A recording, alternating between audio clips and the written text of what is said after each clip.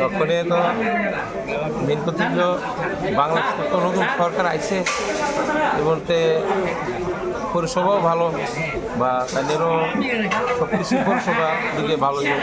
আর এদিকে হলো মাছ মানে প্রচণ্ড পরিমাণে এমন হতো না, কিন্তু ভালো মোটামুটি ভালো মাছই আইব, কাঁচা মাছই আইব। কাঁচা মাছটা ধরেন না 1800-2000 এমন থাকবো, আর স্টোরটা নিলে ধরেন না 1500-1400 এরকম থাকবে।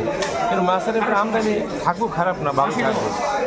এবার মোটামুটি জনসাধারণ যেমন আছে তারা ভালো নিতে পারবো বা সুস্থভাবে খাওয়া দাওয়া করতে পারবো বা ভালো থাকবে। কীরকম দাম থাকতে পারে? দাম ধরেন না কাঁচাটা ধরেন না 1800 1 কেজি বা 900, আর বড় নিলে না 2000-2200, আর স্টোরে নিলে ধরেন না 1500 এরকম থাকবো। আমদানি ভালোই থাকবো। বাংলাদেশ থেকে ক্রেতারা মনে করেন জনসাধারণরা ভালোই মাছ আমদানি পাইব, সুস্থভাবে নিতে পারবো, কোনো গ্যাঞ্জামের কোনো প্রবলেম নাই। বাংলাদেশ থেকে কি আমদানি হইতেছে না? বাংলাদেশের মাছ ওখানে তো অন্যান্য মাছ আয় না, বাংলাদেশের মাছ বাংলাদেশের কোয়ালিটি মাছ। বাংলাদেশের মাছ ছাড়া ওই ইলিশ মাছ খাইয়া কোনো টেস্ট নাই, একমাত্র বাংলাদেশ চাঁদপুরের মাছের টেস্ট। তাহলে সীমিতর মধ্যেই থাকে। সীমাতে থাকবে, সবাই নিতে পারবে। পবিত্র দাস আমার বিয়ে মশাই খুব ভালো মাছ ইলিশ রাখে।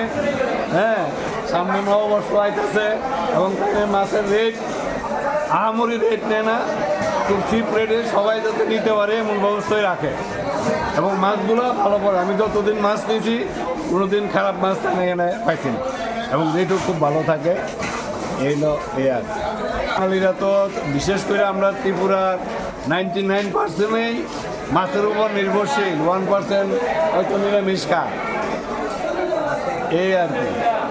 তবে আমার বিয়ে ইলিশ খুব ভালো এবং এরা এখানে যারা আছে সবাই ভালো ইলিশে বেচায়, বিশেষ করে বটতলার মধ্যে।